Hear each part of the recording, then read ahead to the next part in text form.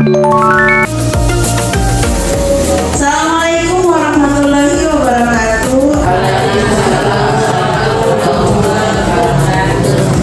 Alhamdulillah, alhamdulillahirrahmanirrahim.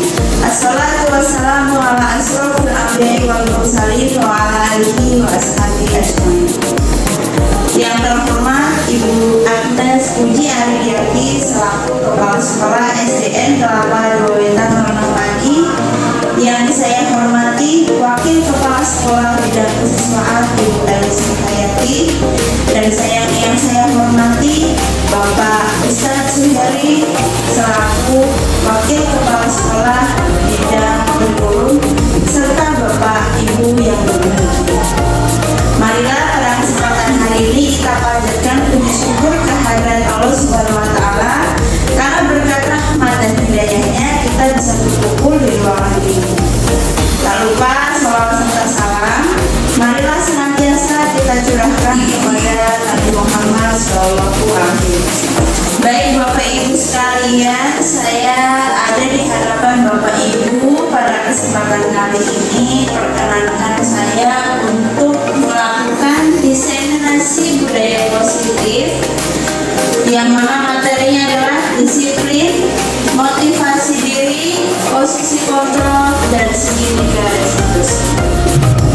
Bapak Ibu yang berbahagia, saya berdiri di hadapan Bapak Ibu bukan berarti saya lebih hebat dari Bapak Ibu, tapi saya mengajak Bapak Ibu sekalian untuk bersama-sama belajar, mengingat kembali tentang bagaimana caranya menerapkan budaya positif yang ada di sekolah.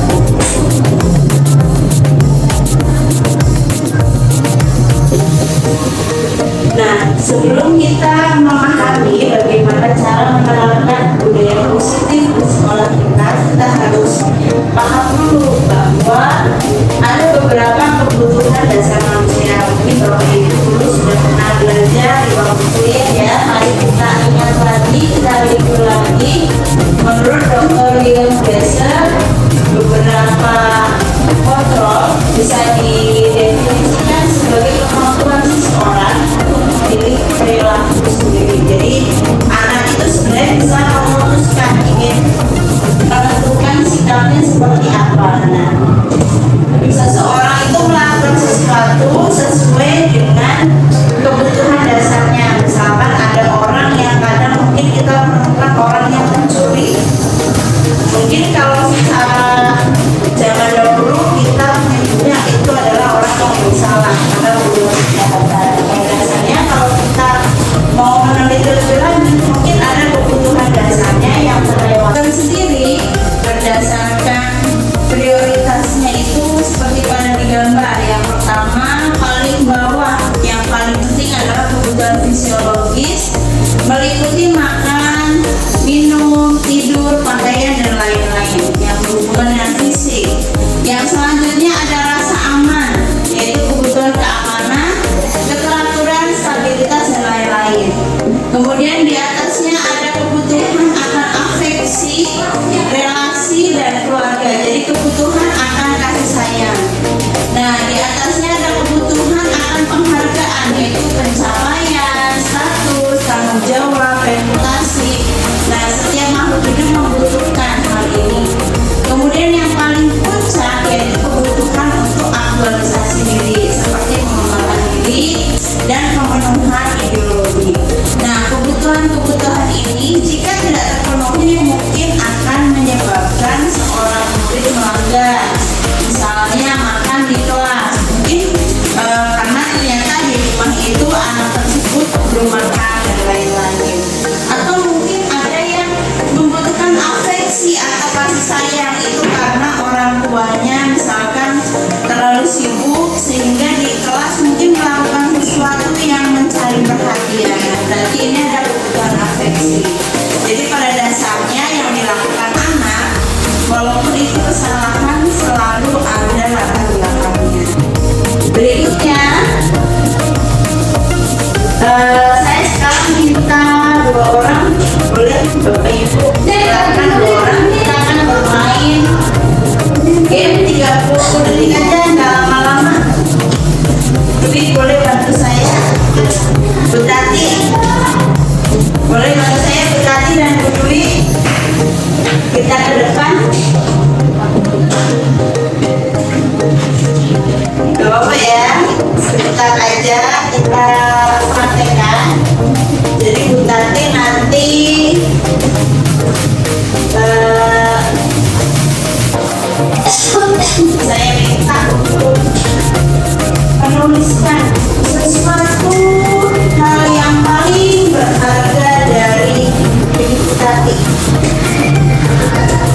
Apa ya? Yang paling berharga. Boleh itu tulis apa saja yang paling berharga lalu digenggam. Nah, tugasnya Bu Dwi nanti di sini Bu Dwi akan mencoba merayu Bu Tati untuk bagaimana caranya Bu Tati itu mau membuka tangan. Jadi supaya Bu Tati yang berharga, mungkin mobil atau rumah atau keluarga atau murid atau apapun silahkan satu aja yang paling berharga dalam hidup kita. Jadi rayu ya, bagaimana caranya supaya Bu Tati mau menyerahkan hal yang berharga. Oke, digenggam Bu Tati, yang kuat digenggam. Ya, ini sangat berharga ya. Silahkan dirayu atau boleh dirayu atau boleh ditawarkan sesuatu. Silahkan Bu Dwi. Bu Dwi juga boleh dirayu.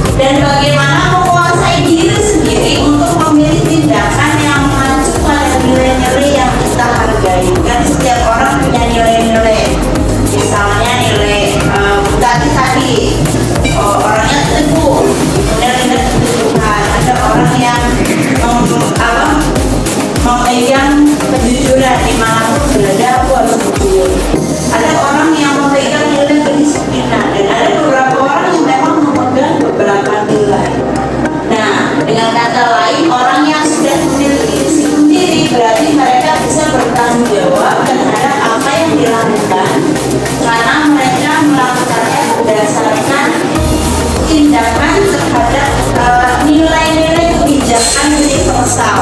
Setiap orang berbeda. Kalau Bu Dwi kira-kira nilai kebajikan yang Bu Dwi tanamkan di mana pun Bu Dwi berada, itu apa? Kejujuran. Kalau Bu Yanti,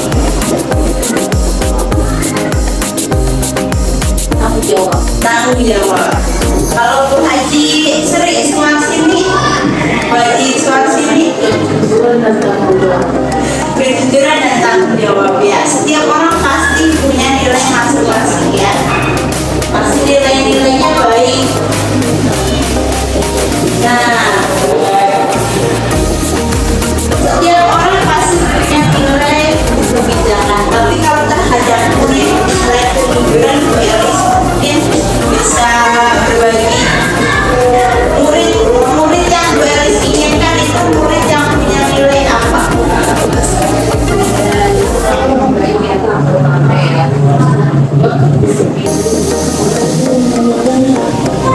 Jadi akhlak yang baik dan kedisiplinan. Kita mungkin di sini kalau dirangkum jadi profil pelajar Pancasila ya.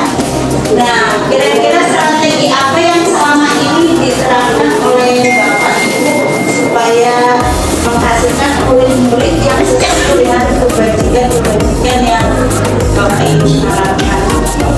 Ya, Mr. Oi mungkin bisa berbagi di kelas apa yang biasanya dilakukan Pak supaya anak-anak menerapkan nilai-nilai yang diyakini. Kan tadi ada yang kejujuran, kedisiplinan, tanggung jawab.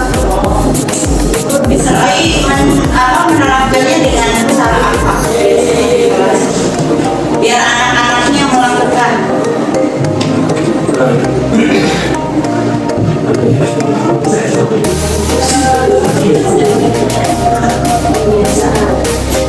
Ya, boleh dengan kebiasaan. Nah, itu yang paling baik ya, memberikan contoh sebagai seorang guru harus bisa menjadi suri teladan. Banyak upaya-upaya yang bisa kita lakukan Bapak Ibu. Salah satunya adalah dengan membuat kesepakatan kelas. Nah, kesepakatan kelas ini apa bedanya sih dengan aturan yang ada di kelas? Jadi kalau aturan disiplin positif ini yang membedakan tuh dari kalimatnya saja sudah berbeda. Contoh, dilarang membuang sampah menurut Ibu itu aturan atau itu apa? Kesepakatan kelas. Aturan. Kalau menghargai satu sama lain, kesepakatan kelas sudah hebat karena Bapak Ibu pasti udah lolos di PN-nya, sudah dapat sertifikat.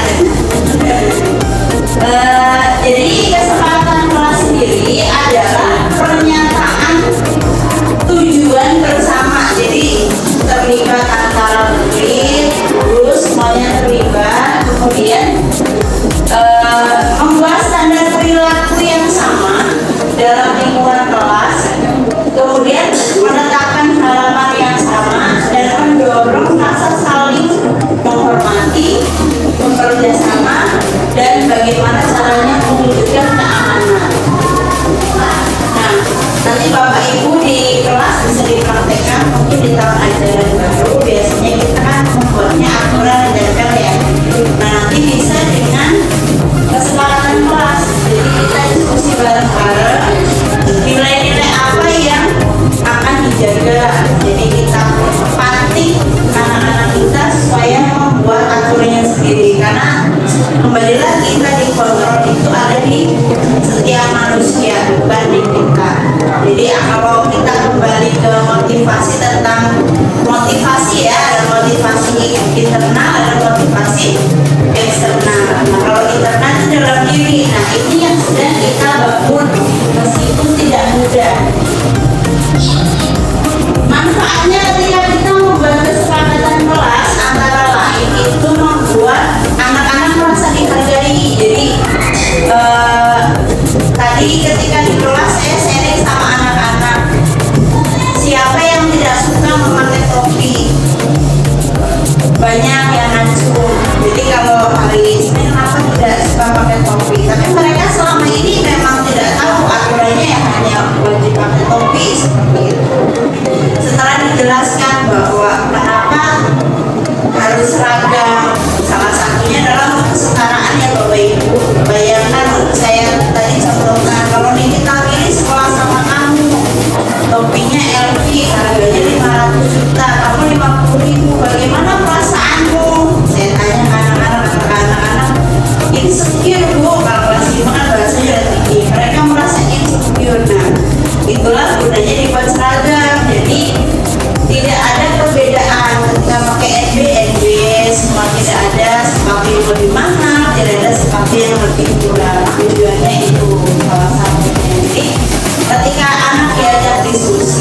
anak-anak juga merasa lebih dilibatkan gitu, lebih dihargai. Nah, manfaatnya yang pertama, menciptakan suasana kelas saling menghormati. Yang kedua, meletakkan ekspektasi komunikasi yang jelas. Jadi apa yang diharapkan itu jelas, tercatat. Kemudian yang ketiga, mendorong hubungan yang positif. Kalau kita hubungan ternyata saya juga baru belajar kalau hadiah itu kita bisa merusak hubungan dengan baik. Kita tahunya kalau memberi hadiah memberikan semangat ya, itu bagi yang dapat hadiah. Ternyata bagi yang tidak dapat hadiah itu merusak hubungan. Yang dapat itu paling aku juga nggak dapat, ternyata seperti itu. Jadi memang kalau yang sifatnya eksternal itu sementara, motivasi yang sementara. Nah, sementara kalau dari dalam diri itu yang sudah bersifat kesadaran. Kemudian membantu mencegah kebingungan dan kesalahpahaman dalam menguraikan aturan dan harapan oleh semua orang. Jadi supaya sepakat.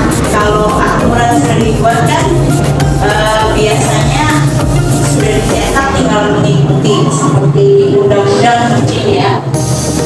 Kemudian yang selanjutnya mengurangi tingkat stres juga. Jadi kalau anak-anak itu sudah membuat aturan sendiri, itu rileks. Setiap kelas itu biasanya aturannya berbeda-beda. Kelas elis, kelas visual ini, kelas bola IPA itu berbeda dengan kelas saya. Jadi menyesuaikan dengan kelas masing-masing. Silakan sesuai dengan kelas masing-masing selama tidak ada belajar. Jadi anak-anak rileks, tidak tegang. Nah, untuk gambaran lebih jelasnya, mari kita saksikan. Ini ada video saya saat saya dan murid-murid saya membuat keyakinan kelas.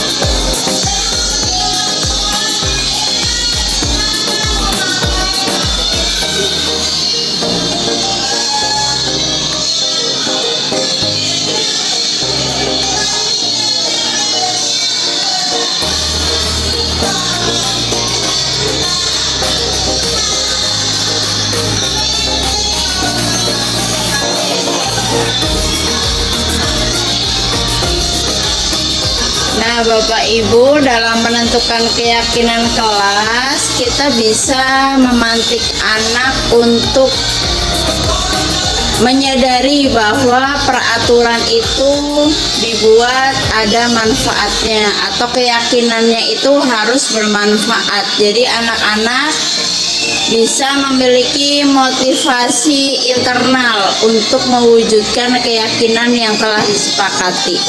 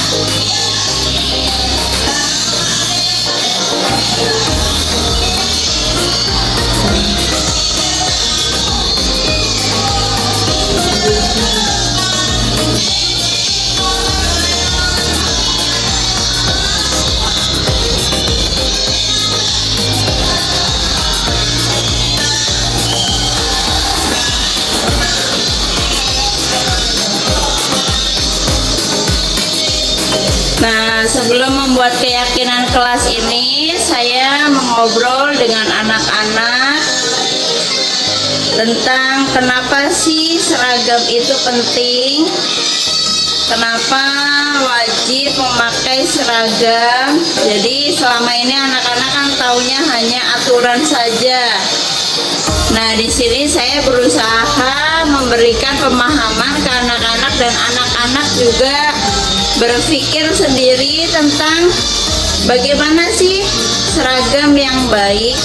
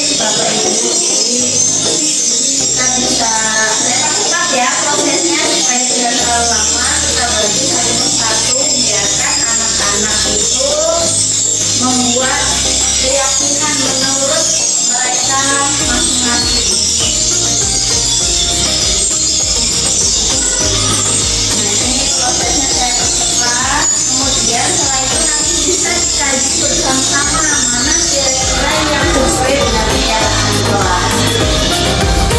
Saya di sini membacakan satu persatu.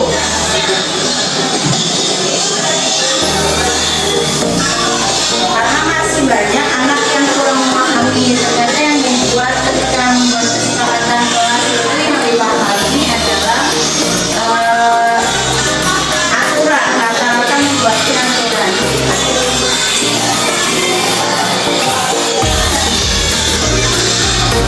Ini saya bacakan satu persatu yang nanti kira-kira bisa dipisahkan Bapak Ibu, dipisahkan ke sebelahnya supaya nanti ini dibedakan mana yang aturan, mana yang keyakinan kelas. Nah kemarin di kelas saya itu dari 32 ada 5 yang termasuk dalam keyakinan kelas.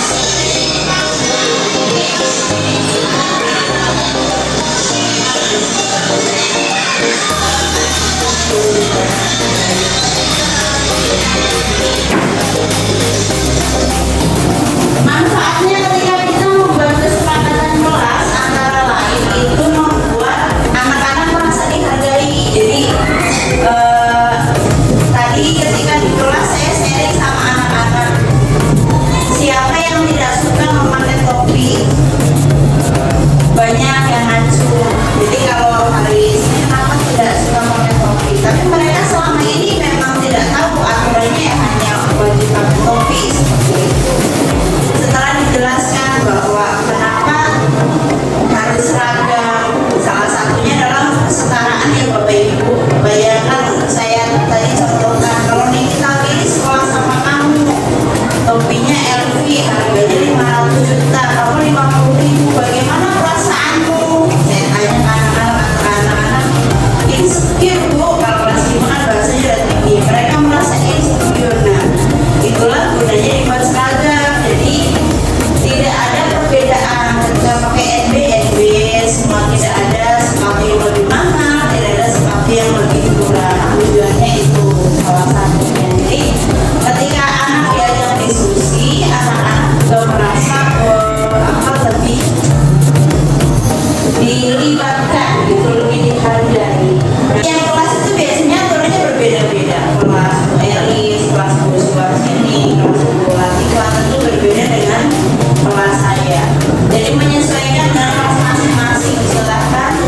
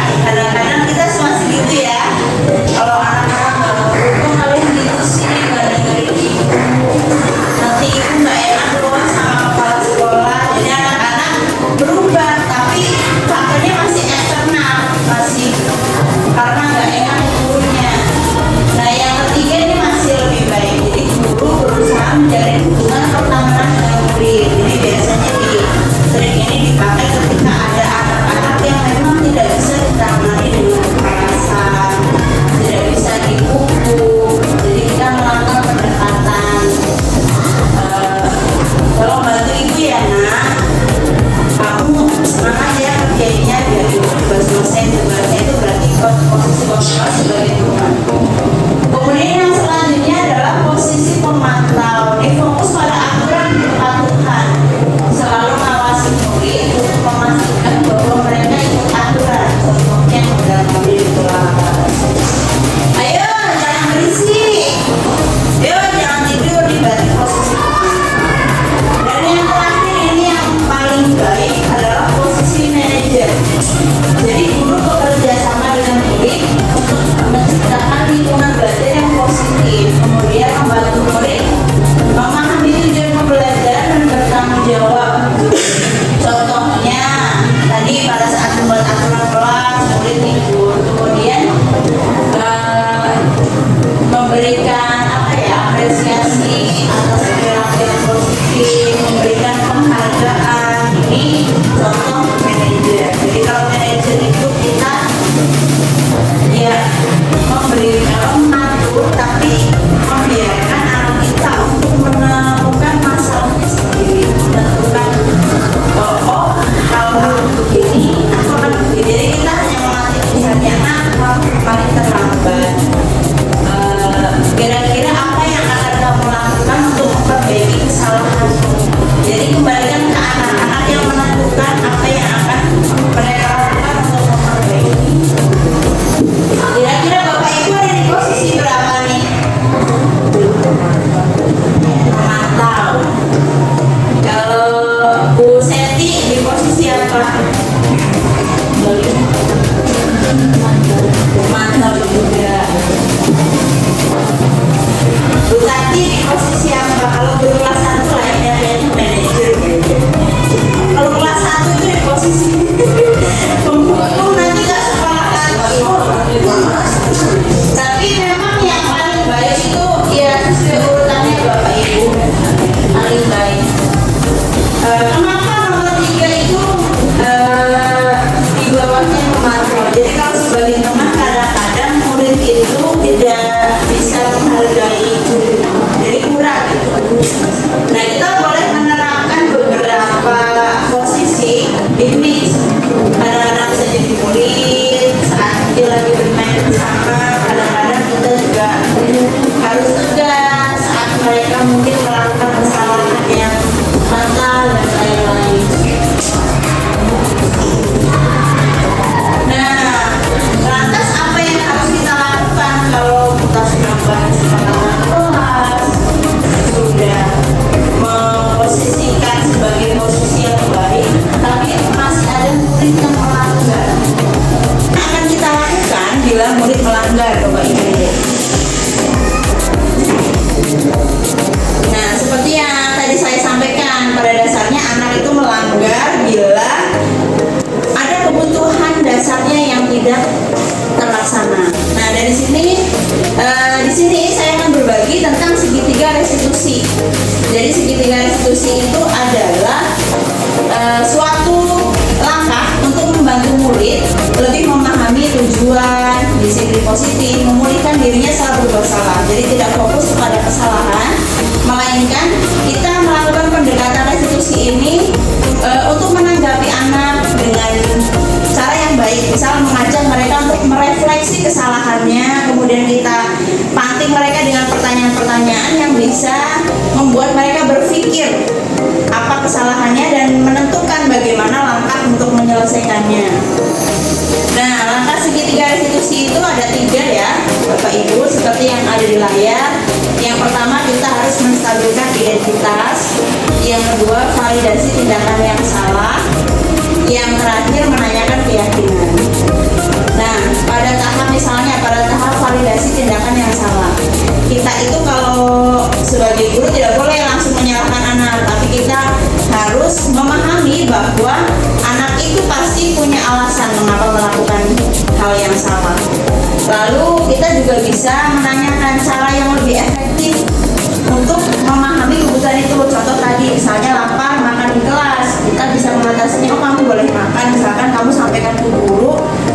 izin sebentar tidak makan di kelas, bisa keluar misalnya, atau yang lain misalkan nggak tahan ya karena perutnya sakit atau apa. Kemudian menanyakan keyakinan kelas apa yang telah kita sepakati, apa yang kamu langgar dari keyakinan kita, lantas bagaimana kamu memperbaikinya. Nah mungkin kalau melihat segitiga ini kita masih bingung, jadi kita bisa sama-sama menyaksikan video ketika saya mempraktikkan langkah segitiga restitusi. Nah, di sini agar lebih jelas saya memberikan contoh kemarin penerapan di kelas. Jadi kasus yang pertama, Buria, guru olahraga baru saja menghubungi wali kelas yaitu saya, karena ada salah satu murid yang belum mengumpulkan tugas pendidikan jasmani dan kesehatan. Padahal biasanya anak tersebut selalu rajin mengumpulkan tugas, bahkan lebih dahulu dari teman-temannya. Nah, inilah video dalam penerapan segitiga restitusi.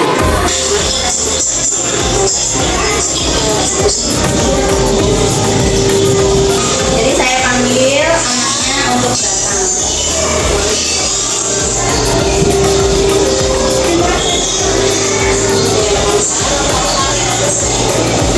Jadi kita mulai dari ngobrol-ngobrol seperti biasa, kemudian kita menanyakan tujuan dari pemanggilan anak tersebut. Nah, di tahap pertama saya melakukan stabilisasi identitas di sini. Karena saya sudah mengingatkan anak tersebut untuk mengerjakan tugasnya baik di WA ataupun di kelas.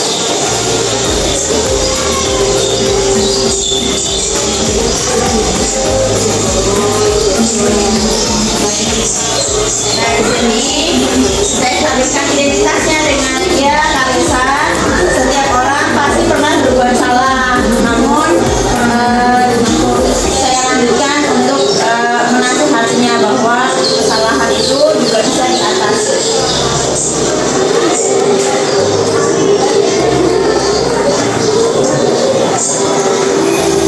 Jadi anak tidak merasa dihakimi di sini, tidak merasa sebagai tersangka. Kemudian langkah berikutnya adalah validasi tindakan yang salah. Di sini saya tanyakan, apakah menurut kamu menunda-nunda pekerjaan dan tidak mengumpulkan tugas tepat waktu itu benar atau salah ya?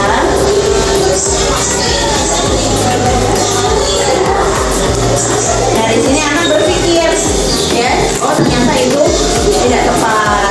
Nah kita juga harus menenangkan anak supaya nggak takut, tidak apa-apa.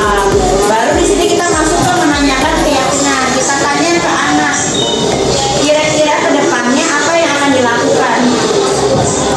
Kalau misalnya dapat tugas lagi untuk jadi petugas UKS dan lain-lain, tidak bisa ikut pelajaran, kemudian ada tugas tambahan. Apa solusinya? Jadi kita itu tidak memberikan anak solusi, melainkan anak sendiri yang menentukan akan melakukan apa. Nah, kebetulan di dalam kasus ini anaknya ingin membuat pengingat baik alarm ataupun catatan. Jangan lupa setelah mereka bisa menentukan, kita apresiasi.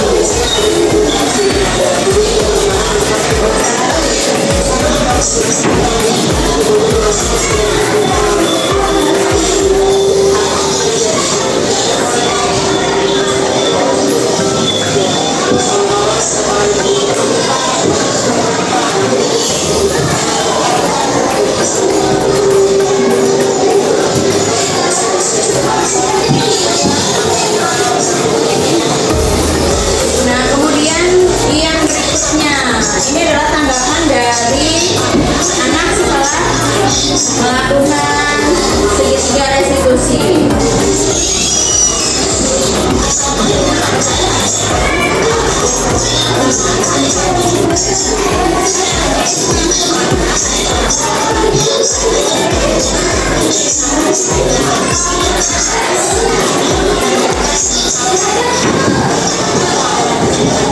Jadi anak tidak merasa dihakimi.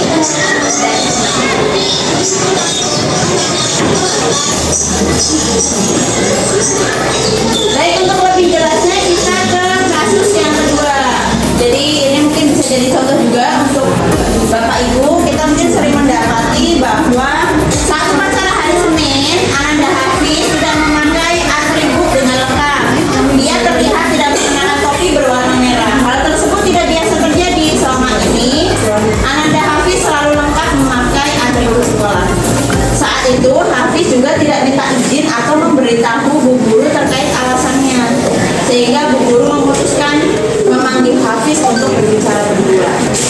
Jadi kalau perlu kita panggil anak, jangan ditegur di depan umum Bapak Ibu.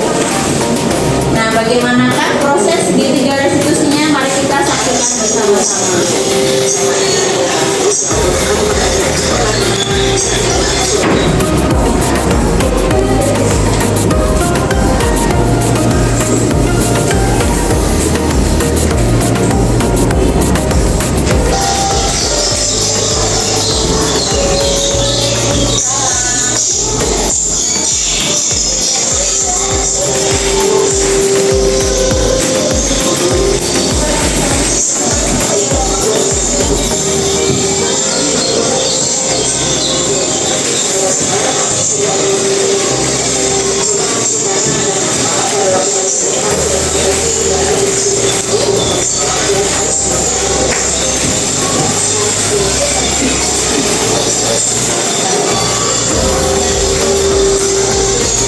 Tahapannya sama ya Bapak Ibu. Jadi yang pertama kita melakukan yaitu menstabilkan identitas.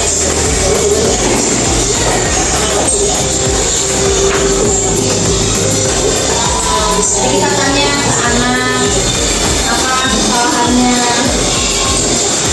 mengapa dipanggil. Kita tidak bilang mengapa dipanggil. Kemudian kalau sudah anak bercerita jujur, kita tanya alasannya. Nah, kita masuk ke validasi tindakan yang salah. Kita ingatkan tentang kesepakatan di kelas mengenai penggunaan atribut. Nah, kita tanya hal tersebut, kalau kamu harusnya nggak memakai identitas lengkap, itu salah atau tidak? Kita tanyakan kembali ke anak. Nah, di sini anak menyatakan kembali tentang aturan yang sudah mereka sepakati bersama. Kemudian kita tanyakan keyakinan. Nah, bagaimana selanjutnya supaya kamu tidak lupa memakai identitas dengan lengkap, memakai atribut dengan lengkap? Itu kita tanyakan. Dan kemudian anak tentu menentukan bagaimana menyelesaikan masalahnya. Jadi tanggapan dari Ananda Hafiz.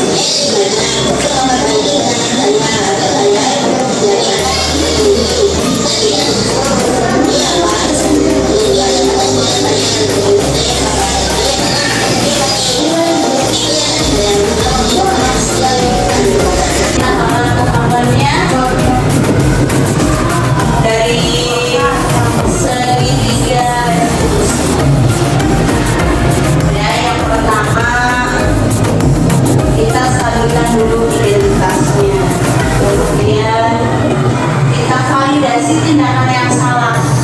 Kamu tentu punya alasan. Jadi setiap ya kembali lagi tadi, setiap anak itu pasti punya alasan untuk melakukan sesuatu. Seperti tadi kebutuhan anak bersenang-senang, kebutuhan anak dihargai. Jadi ada anak yang memang mungkin di rumah kurang mendapatkan kepercayaan, di sekolah dia berusaha, ada yang takut dengan gurunya, ada yang sengaja lari-lari, entah itu sedangkan atau mencuri perhatian. Kemudian yang terakhir mengenai keyakinan. Lalu setelah itu terjadi, kita mengatakan ke anak, nak wajar kok setiap orang itu pasti berbuat salah. Namun kira-kira bagaimana caranya kamu memperbaiki kesalahan ini? Apa yang akan kamu lakukan? Itu di keyakinan. Kita ingatkan lagi di keyakinan kelas. Jadi yang penentu kita tidak hukum, tapi anak tuh memikirkan, oh iya, saya tadi membuat gimana, berarti saya harus minta maaf. Itu anak yang menentukan. Nah, ini adalah langkah-langkah dari segitiga restitusi. Jadi kita uraikan lagi ya. Langkah pertama, jadi misalnya ada anak berbuat salah,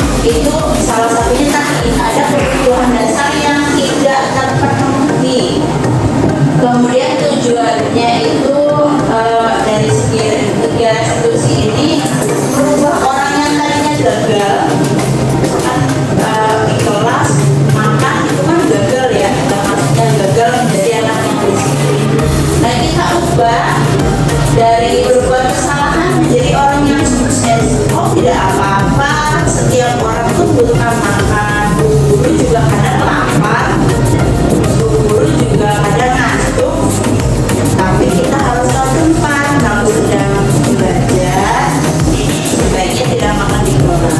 Seperti itu, jadi kita kasih pemantik dan kita kasih masukan supaya anak tidak merasa sebagai seorang yang lalai. Kemudian langkah yang kedua, tidak ada manusia yang sempurna. Jadi kita mengatakan ke anak tidak ada manusia yang sempurna.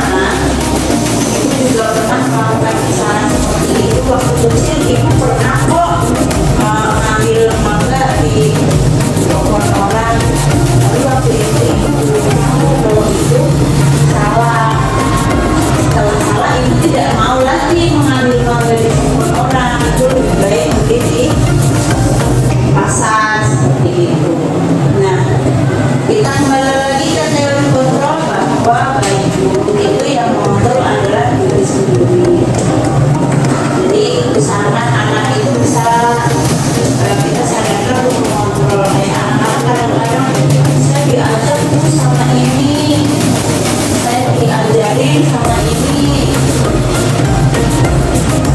Nah, sebaiknya kita arahkan supaya anak bisa menentukan kontrol terhadap dirinya. Nah, yang perlu kita lakukan adalah memahami alasan. Jadi, nah, kamu kenapa seperti itu? Kan tadi ya ada kebutuhan dasarnya. Kita pahami bahwa yang dilakukan itu ada sebabnya. Kemudian yang ketiga, kita tanyakan keyakinannya. Jadi, supaya muncul motivasi internal dari anak itu, sehingga anak bertanggung jawab atas apa yang dilakukannya. Bapak Ibu, mungkin itu saja yang saya sampaikan. Ada yang ingin ditanyakan terkait segitiga resolusi? Mungkin di kelas ada yang mengalami masalah-masalah dengan muridnya, kira-kira langkah apa yang akan dilakukan?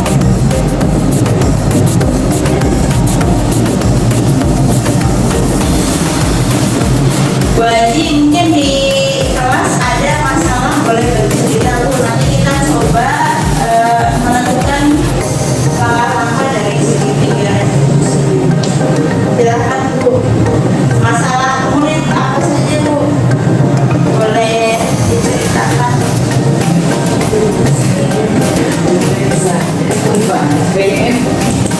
Sebentar Bu. Ya Bu, apa mau ditulis atau ditulis saja ya Bapak Ibu, nanti saya pilih. Saya bagi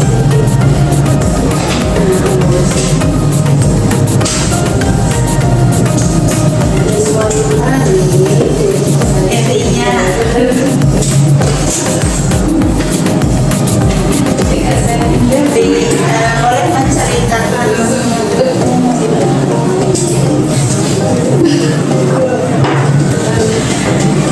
ya Bu Ria, mungkin bisa cerita masalahnya saja, nanti kita sama-sama tentukan bagaimana menyelesaikan. Itu kejadian Bu Rehan.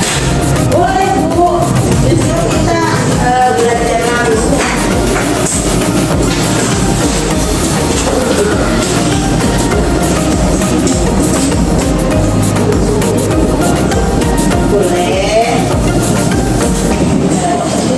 Boleh ditulis.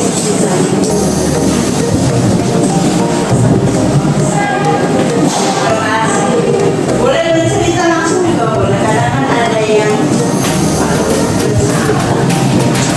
kalau sambil menulis mungkin saya mau cerita. Jadi menurut saya ternyata beberapa anak itu ada yang suka mengambil alat tulisnya tapi bukan satu dua. Tadinya saya pikir itu kebutuhan ya, karena saya tanya Pak, kamu tahu? Ada, berarti bukan kebutuhan ya. Setelah ditanya lagi, kamu hanya iseng apa ingin memiliki? Ingin memiliki Bu, saya ingin punya. Ternyata anak-anak itu juga bisa ada perasaan ide, punya gambar-gambar ya, kelas itu kan. Itu mengajar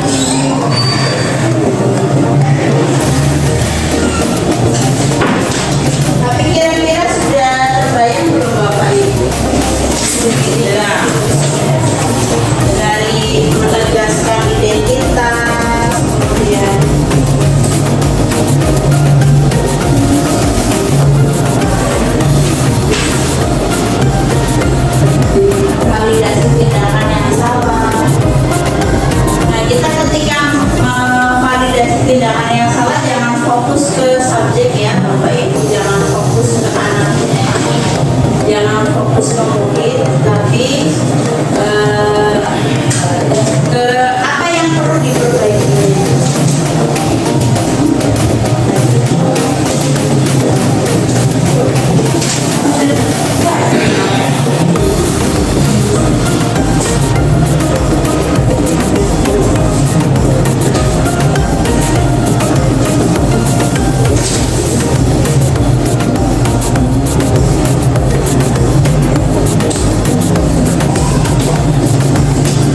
Ibu mau langsung bercerita.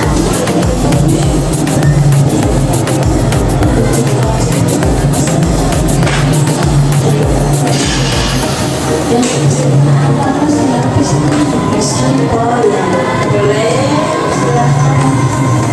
Ya, ini ada bulan kita ingin bercerita. Saya mau bercerita mengenai polis saya juga. Jadi ada anak TK, dia itu sekarang sudah mau masukkan benda ke primer. Nah, kita itu tidak bisa hanya memperhatikan satu anak itu. Nah, bagaimana solusinya? Kita menyampaikan ke orang tuanya bahwa kita tidak bisa melakukan itu saja. Kemarin itu sempat guru mata pelajaran masuk ke kelas, dia cuma tidak tahu, saya belum kasih tahu kalau anaknya seperti itu. Dia memasukkan uang besar yang sudah dipotong-potong, masih di dan guru itu dikasih tahu sama temannya tahuan gitu. Lalu bagaimana solusinya menurut teman-teman, bagaimana solusinya agar anak tersebut bisa tidak melakukan seperti itu lagi. Ini berkebutuhan khusus dia itu anak yang tambah Ada yang tapi ada komunikasi yang paham apa yang kita tanya gitu. Dia juga kalau ditanya masukin apa lagi, bisa dipotong seperti ada masukin 7 pensil kelas 1 juga sering ngurusin hospital Bu. Iya, ngurusin hospital saya tuh suka duka di gitu. Iya, pasang mengandung zat-zatnya ya. itu yang saya tuliskan makanya. Oh iya, terima kasih ya teman-teman. Ini Bu Latifah berbagi cerita bahwa di kelasnya ada anak berkebutuhan khusus. Sepertinya kalau ini kan lebih ke komunikasi kepada murid ya. Kita memakai segitiga terus kirim untuk anak yang ya kita bilang kemampuannya sama lah, umum. Jadi kalau untuk anak yang berkebutuhan khusus mungkin caranya tidak bisa disamakan karena untuk melaksanakan segini kita tidak bisa dengan ini karena dia membutuhkan pemahaman. Nah, kamu tahu nggak kalau itu salah? Karena ada kalimat seperti ya, ketika validasi kesalahan. Dan kira-kira kalau orang tersebut ditanya tahu nggak kalau itu salah?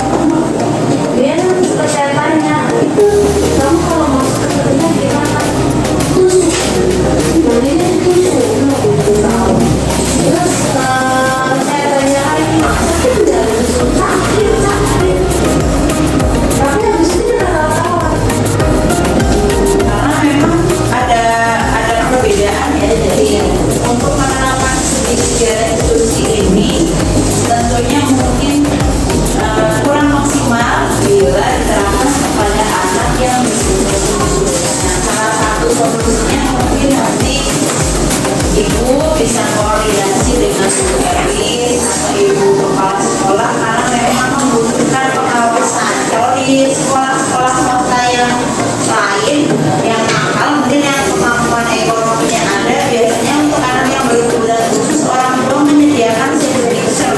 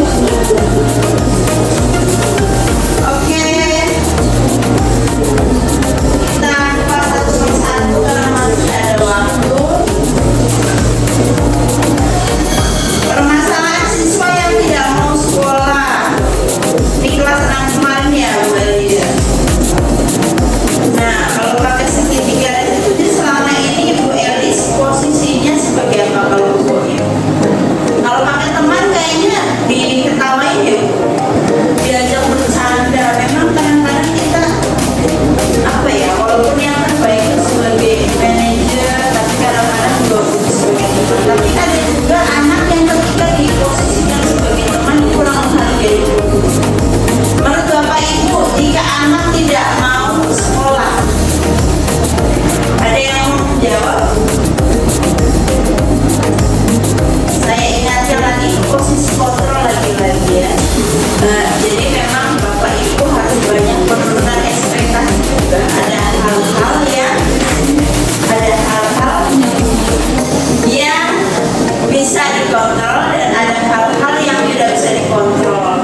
Nah, salah satunya tentang anak yang tidak mau sekolah ini, kita bisa membantu tapi paling sebatas motivasi eksternal.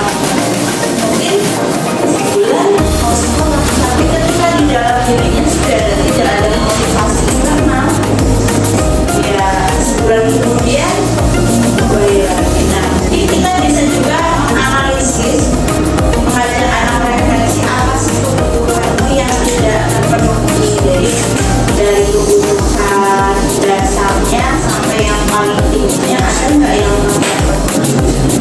Apakah anak tersebut untuk cari perhatian saja atau memang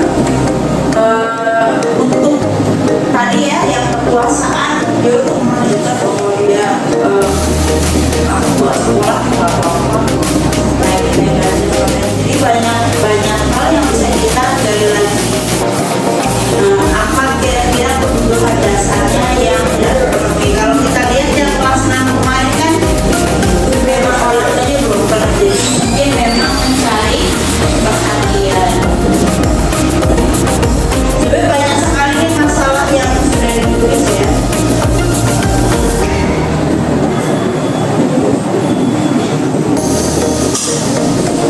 Nah, ini ada murid yang bilang kita agak susah nih mengontrol ya, kadang udah waktunya pulang terus ternyata anak-anaknya kan tabrakan, ada yang masuk ada yang keluar, kita tidak bisa menguasai anaknya main ternyata. Nah, ini berarti nanti di kelas bisa kaji dengan membuat keyakinan kelas. Misalnya ketika pulang bagaimana disepakati, misal ingin mungkin bermain atau ada pekerjaan kelompok, bisa meminta guru kelas untuk menghubungi orang tua. Baik Bapak Ibu, kalau dibahas itu karena kasusnya banyak, sangat banyak sekali. Setidaknya kita hari ini sudah mereview kembali di mana posisi kita ketika di kelas, mengingat kembali apa kebutuhan murid yang mungkin menyebabkan mereka melanggar aturan dan lain-lain. Semoga yang kita pelajari hari ini bermanfaat dan Bapak Ibu diberikan kesehatan untuk menyertai murid-murid berkembang ya, supaya lebih baik lagi, supaya bisa menjadi murid yang bahagia, merdeka dalam